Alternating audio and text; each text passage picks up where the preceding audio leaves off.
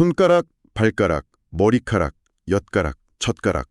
청취자님, 지금 제가 나열한 단어들 듣고 어떤 생각 드셨어요? 아마 대부분 전부 가락으로 끝나네 하고 바로 알아차리셨을 거예요. 네, 그렇죠. 너무 익숙한 공통점이죠. 그런데 여기서부터가 진짜 시작입니다.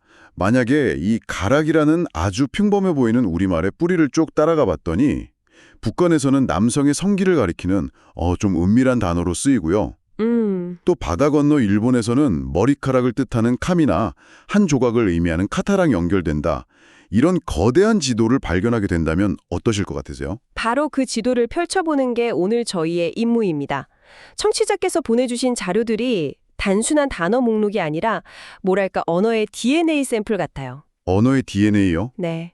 오늘 저희는 이 샘플들을 바탕으로 한국어 가락과 가닥이 품고 있는 핵심 이미지가 뭔지 아주 정밀하게 분석해 보고요. 더 나아가서 이게 정말 일본어의 카미, 카타와 같은 조상에서 갈라져 나온 건지 그 흥미진진한 친족 관계를 한번 파헤쳐 보려고 합니다. 좋습니다. 언어의 DNA라니 시작부터 흥미로운데요. 그럼 첫 번째 샘플, 한국어 가락부터 현미경으로 들여다보죠.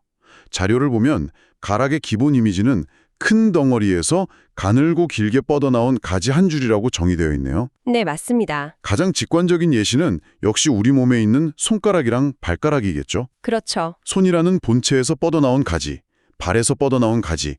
이건 너무 명확해서 더 설명할 필요도 없을 것 같아요. 맞아요. 그 가지라는 개념이 가장 원형적인 이미지라고 할 수 있죠. 그리고 이 개념이 우리 몸을 떠나서 이제 주변 사물을 어떻게 확장되는지를 보면 가락의 정체성이 더 뚜렷해집니다. 사물로요? 네. 혹시 어릴 때 엿장수 아저씨가 파는 엿가락 보신 적 있으세요? 그럼요. 기억나죠. 딱딱하고 커다란 엿덩어리를 불에 녹여서 쭉 잡아당기면 투명하고 길쭉한 줄기가 만들어지잖아요. 네네. 그 한 줄기, 그게 바로 엿가락이죠. 그 기억 저도 생생해요.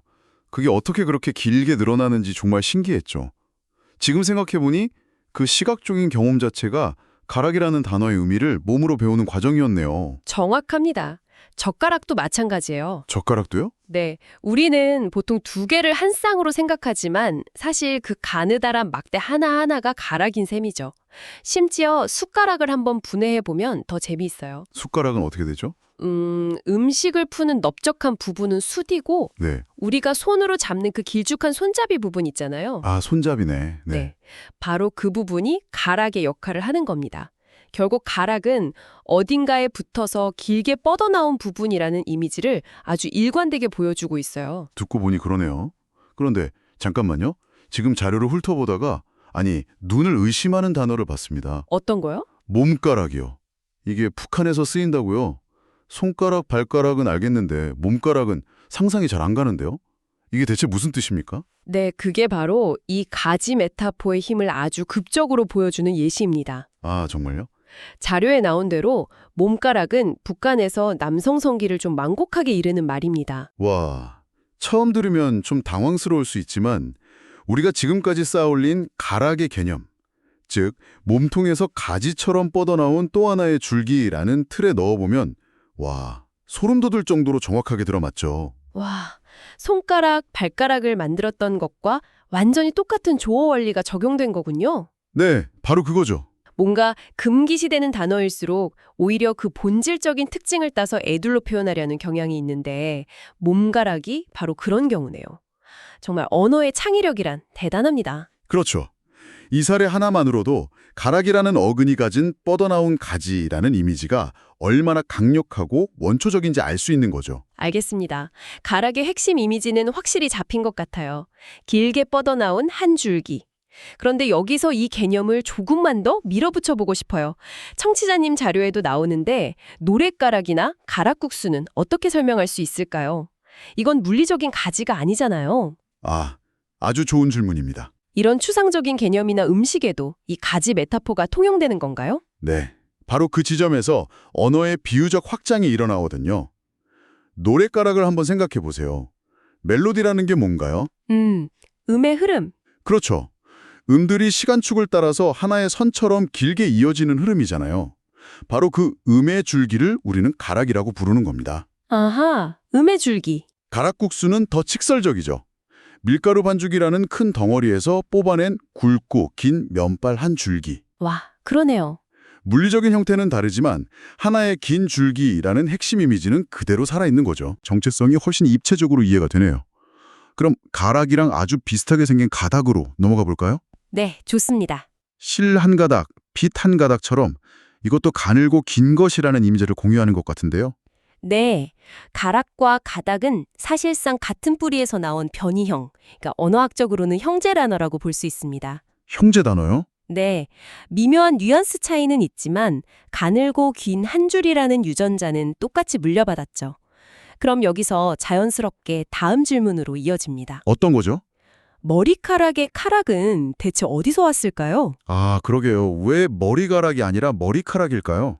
자료에 나온 분석이 아주 설득력 있습니다. 원래 형태는 머리에 가락이 붙은 머리가락이었을 가능성이 매우 높다는 겁니다. 머리가락이요? 네, 머리에서 나온 가락이니까요. 그런데 한번 발음해 보세요. 머리가락보다는 머리카락이 훨씬 발음하기 부드럽고 자연스럽죠. 머리가락, 머리카락. 아, 그러네요. 카락이 훨씬 편하네요. 그렇죠. 오랜 시간에 걸쳐 사람들이 편한 쪽으로 발음하다 보니까 카락으로 굳어졌다는 게 정설입니다. 결국 카락도 가락 가족의 일원이었군요. 발음 때문에 성이 바뀐 셈이네요. 맞습니다. 자, 그럼 여기까지 한국어 파트를 정리해보면 가락, 가닥, 카락은 모두 어떤 전체에서 뻗어나오거나 분리된 가늘고 긴 한 줄기라는 공통된 이미지를 가지고 있습니다. 네. 흥미롭게도 소리 측면에서도 기역릴, 기역드그처럼 기역, 즉 KDR의 자음이 앞뒤를 감싸는 구조적 유사성도 보이고요. 오. 이 세 단어가 하나의 강력한 어족을 형성하고 있다는 게 확실해졌습니다. 하나의 가족이라는 말씀이 재미있네요. 이 가족이 한국에만 있는 건지 아니면 혹시 바다 건너 이웃나라에도 잃어버린 친척이 있는지 궁금해지는데요. 바로 그 지점이죠. 마침 청취자께서 보내주신 자료에 일본어 단어들이 등장하죠. 바로 카미와 카타. 솔직히 이게 우리말 가락이랑 연결된다는 건 아직 잘 와닿지는 않는데요. 그 의구심이 바로 탐구의 시작점이죠. 먼저 카미부터 분석해 보겠습니다. 잘 아시다시피 머리카락이라는 뜻입니다. 네, 머리카락. 이 단어의 핵심 이미지는 뭘까요? 머리에서 수없이 자라나 길게 늘어뜨려진 가는 줄기들이죠. 방금 우리가 분석한 한국어 머리 플러스 카락과 개념적으로 정확히 일치합니다. 오, 그렇게 보니 정말 똑같네요. 머리에서 난 줄기라는 개념이요. 그렇죠. 그런데 여기서 아주 흥미로운 차이점이 드러납니다. 자료에서도 이 점을 날카롭게 지적하고 있죠. 어떤 차이점이죠? 우리는 머리에서 난 카락이라고 굳이 머리라는 단어를 붙여주는데 일본어는 카메라는 단어 하나만으로 이미 머리카락 전체를 의미합니다. 아, 마치 카메라는 단어 자체가 우리말 카락의 원형적인 의미를 더 온전하게 담고 있는 것처럼 보이기도 하죠. 와, 그 관점은 정말 신선하네요. 우리는 머리라는 부연 설명이 필요한데 일본어는 그럴 필요가 없다는 거군요. 알겠습니다.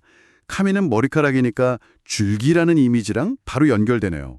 이건 이해가 갑니다. 그런데 자료에 있는 다음 단어 카타는 좀 의아해요. 이건 한 조각이라는 뜻이잖아요. 네, 그렇죠. 갑자기 길고 가는 줄기에서 덩어리진 조각으로 넘어가는 건 좀 비약처럼 들리는데요. 날카로운 지적입니다. 형태만 보면 분명히 비약처럼 보일 수 있어요.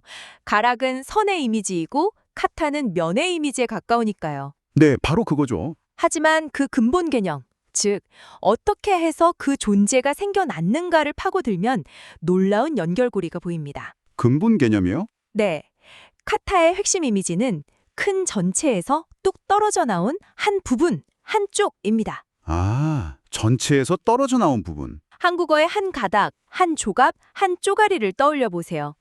엿 전체에서 떼어낸 한 가락, 실타래 전체에서 뽑아낸 한 가닥, 빵 전체에서 뜯어낸 한 조각. 이 모든 행위의 본질이 뭐죠? 분리하는 거요? 바로 전체로부터의 분리입니다. 바로 그 전체에서 분리된 단위 하나라는 속성이 가락가닥과 카타를 묶어주는 핵심 키워드인 겁니다. 아, 형태가 아니라 분리라는 행위와 그 결과물에 초점을 맞춰야 하는 거죠. 분리된 부분이란 건 알겠는데 여전히 조금은 추상적으로 들립니다. 혹시 청중자 자료에 이걸 뒷받침할 만한 다른 일본어 예시가 더 있었나요? 예를 들어 몸의 한쪽을 의미하는 카타호나 왕복이 아닌 편도를 뜻하는 카타미치 같은 단어도 같은 맥락으로 볼 수 있을까요? 바로 그겁니다. 아주 훌륭한 예시예요. 카타미치, 즉 편도는 뭔가요? 가는 밀이죠. 가고 오는 길이라는 전체 여정에서 가는 길 한쪽만을 의미하죠. 카타호 역시 두 짝 중 한쪽을 의미하고요. 둘 다 전체, 즉 쌍에서 분리된 한 부분이라는 카타의 핵심 의미를 그대로 담고 있습니다. 이제 가늘고 길다는 시각적 이미지에서 벗어나 분리된 조각 혹은 쪽이라는 더 근원적인 개념으로 확장된 게 보이시죠? 와, 이제야 퍼즐이 맞춰지는 느낌입니다. 길다는 건 여러 속성 중 하나였을 뿐이고 진짜 핵심은 전체에서 분리된 부분이라는 개념이었군요. 이걸 놓치고 있었네요. 네, 이제 모든 조각이 모였습니다. 자료에서 제시된 K-어근이라는 가설을 소개해 드릴게요. K 어근이요? 한번 보세요. 한국어의 가락과 가닥은 모두 기역 소리로 시작하죠. 네. 일본어의 카미와 카타 역시 모두 크, 즉 K 계열의 소리로 시작합니다. 음성적으로 확실히 유사성이 있네요. 그렇죠. 그런데 이게 단순한 소리의 우연이 아닐 수 있다는 겁니다. 우리가 지금까지 살펴본 것처럼 이 단어들은 음성적 유사성을 넘어서 분리된 부분, 줄기, 조각, 한쪽이라는 핵심적인 이미지를 일관되게 공유하고 있거든요. 따라서 이 단어들을 모두 잘라진 부분 혹은 한 줄기를 의미하는 하나의 거대한 원시 어족으로 묶어서 연구해 볼 수 있다는 가능성이 열리는 겁니다.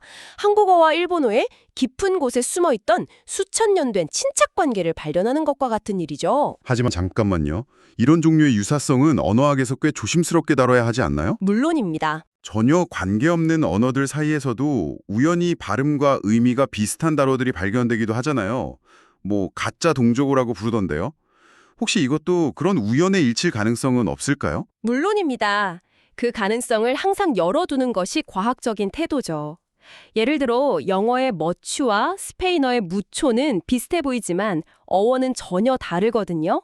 이런 함정들이 분명히 존재해요. 네. 하지만 가라카타의 경우는 단순한 단어 하나가 아니라 가락, 가닥, 카락이라는 한국어 내부의 단어군과 카미, 카타를 포함한 일본어의 단어군이 분리된 부분이라는 동일한 개념적 시스템을 공유하고 있다는 점에서 이건 단순한 우연으로 치부하기엔 너무나 조직적이고 체계적인 유사성을 보입니다.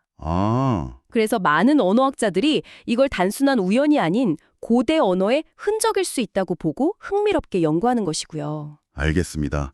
그러니까 이건 증명된 사실이라기보다는 강력한 증거들을 바탕으로 세워진 매우 흥미로운 가설이라고 이해하면 되겠군요. 네, 정확합니다. 정말 대단하네요.